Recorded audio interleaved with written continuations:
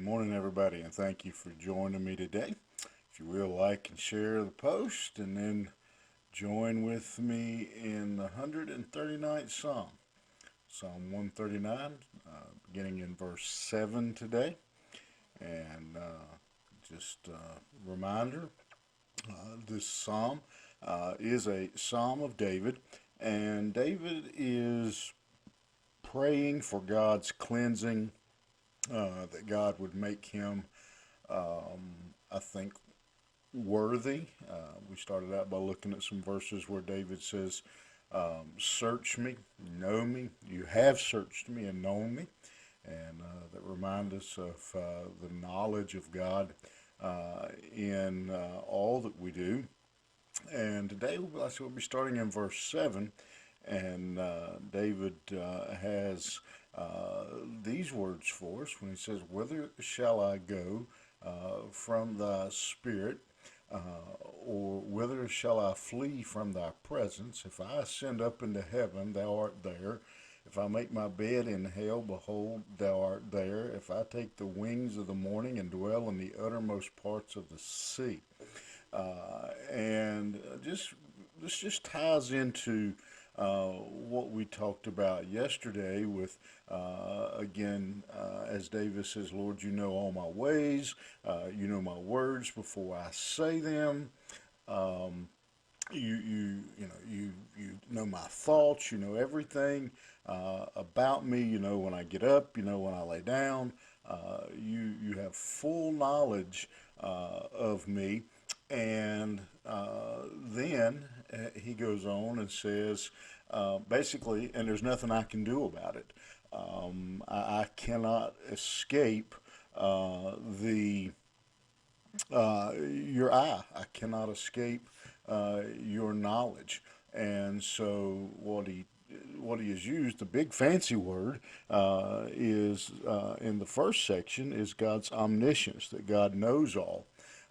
Here he's talking about God's omnipresence, that everywhere we go, no matter where we go, we cannot hide, we cannot avoid the watchful eye of God.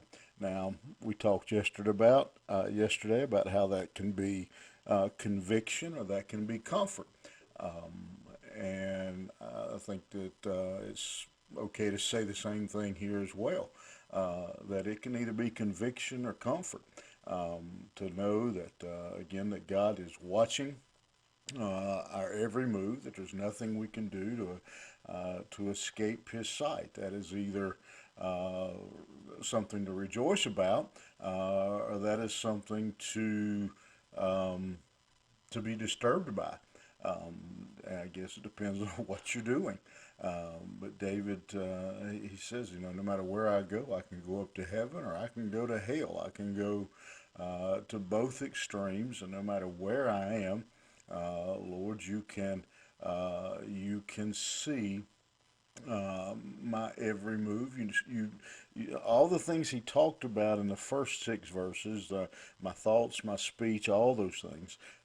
He says here, no matter where I am, you know them. I can't block those things. And in verse 10, he goes on, he says, even there shall thy hand lead me, and thy right hand shall hold me.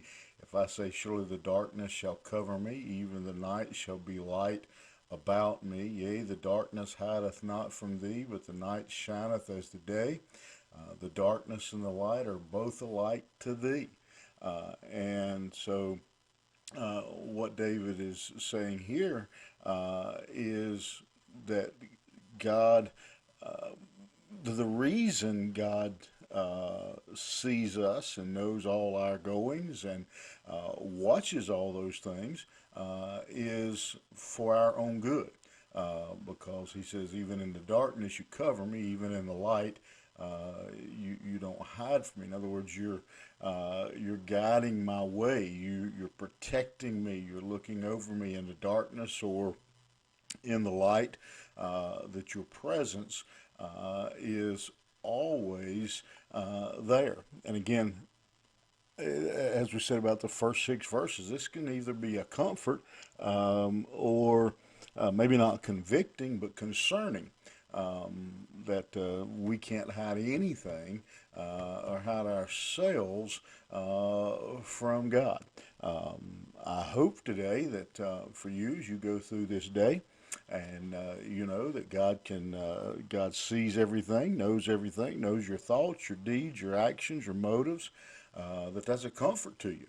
That we're never alone. That God is always there to be a help, to be a comfort, to be a guide, to be a protector.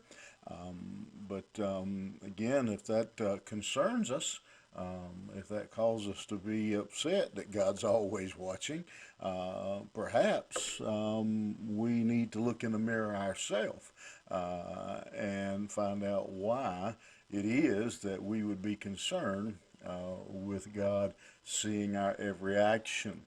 Uh, and I hope you'll think about that a little bit.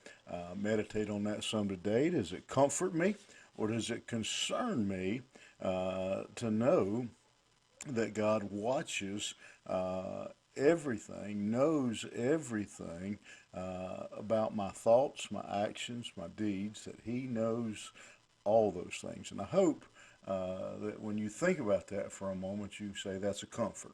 I'm glad to have my God walking with me step by step. Think about that. You have a great day, and we'll see you back here tomorrow morning.